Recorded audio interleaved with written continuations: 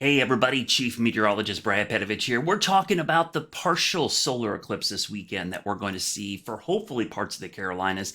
It's a specific type of eclipse, so let's talk about what we're going to see, what we're not going to see, and more importantly, some of the safety tips. Let's first of all talk about what we're going to see. Now, there's three types of eclipses we see with the sun. There's a partial, there's an annular, and there's a total. Now, total eclipse is what we had back in 2017. That was spectacular.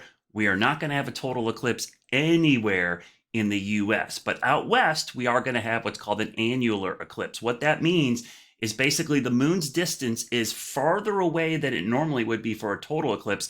So while it's going to go in front of the sun, it's not going to completely block out the sun totally. So what you're going to see, if you're out west in the totality, you'll see something like this. You actually get a ring of sunlight. So it will not be completely dark, even in totality. That's important to know because a lot of folks say, I love eclipses because it gets completely dark. That's not the type of eclipse this is. This is sometimes referred to as the ring of fire eclipse. So where is that ring of fire eclipse totality? Right there. You see that path through the western part of the country from the northwest down through Nevada, Utah, Albuquerque, New Mexico, and then down through parts of Texas. Here in the Carolinas, because we're so far to the east, you could see we're basically in this 30 to 40% range right here. And I'll kind of show you what this looks like locally. So this is for the Charlotte metro area in particular. So what's going to happen on Saturday at 11:50 a.m., we'll see the first little bit of the sun begin to get blocked out. By the time we get into the afternoon, let me pause this. We'll let this go forward. We'll pause it right here at max eclipse, 1:16 p.m. on Saturday. 42% or a bite of the sun is going to be gone. It will not get dark, okay? It won't even get that dim. It'll still seem like full sunshine because remember, you've got almost 60% of the sun still coming in. Biggest issue for us might be clouds. So if you want to see the maximum eclipse, it's basically between noon and 2 o'clock is when you need to look on Saturday. Now, the key part of this is it goes away pretty quickly. So by the afternoon, by about 3 o'clock, the eclipse is over. Now, there's some important safety tips that I need to give you. So I'm going to come back full screen here, and we're going to talk about what you need. You will need eclipse glasses. So you need something like this, right? If you have eclipse glasses like I do from 2017, these will work. But one word of caution, these do expire, believe it or not. Make sure you're checking the date and the manufacturer on these. The tint eventually over time fades. So if you have 2017 ones, they're probably going to be fine for this year's eclipse. If you have them before 2017, let's say in 2017 you had old ones, don't try using those again.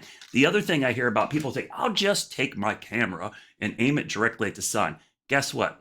It damages your eyes. It damages the sensor in these phones as well.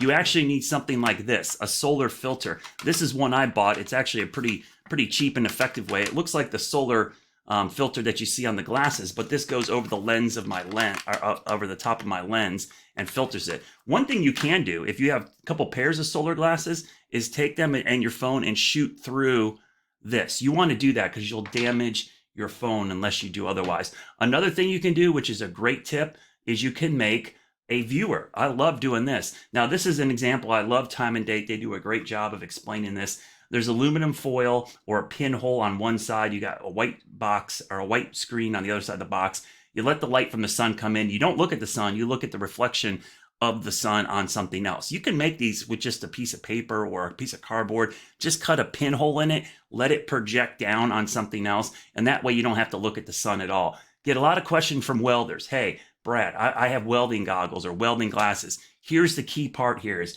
you need basically 14 welding glass or darker, okay? 14 or darker. If you don't know, don't use them. If you do know, they have to be 14 or darker. That's one of the darkest shades of welding glasses or welding goggles or even welding shields. It has to be shade 14 or darker. That is actually made for solar eclipses. Basically, 99% of the UV light gets blocked out. So these are super dark. You could not see through them on any given day. So those are things you're going to want to look for on Saturday. Now, a couple other things. People ask, well, why is it annular? Well, remember, when we have a total eclipse, the distance of the sun and the moon is just enough that the moon completely blocks out the sun. What happens in an annular eclipse is basically the moon is a little bit further away because remember, it's an elliptical orbit, not a complete circle. So there's basically some sunlight that makes it around and you get an annular eclipse. So that's what's coming up on Saturday. Again, even if you're in totality, which is out west, you're going to see something in the middle, not something on the right. Now, there is a total solar eclipse coming up in April of next year. That one is going to be spectacular. That'll go across the middle of the country.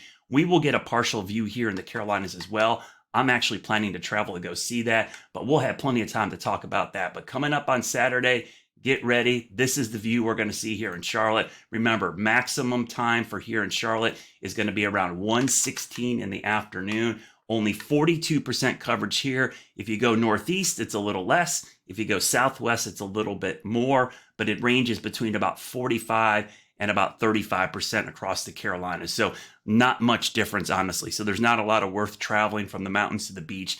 The biggest issue, like I said, on Saturday is going to be, will we have clear skies? And that, my friends, might be our biggest dilemma.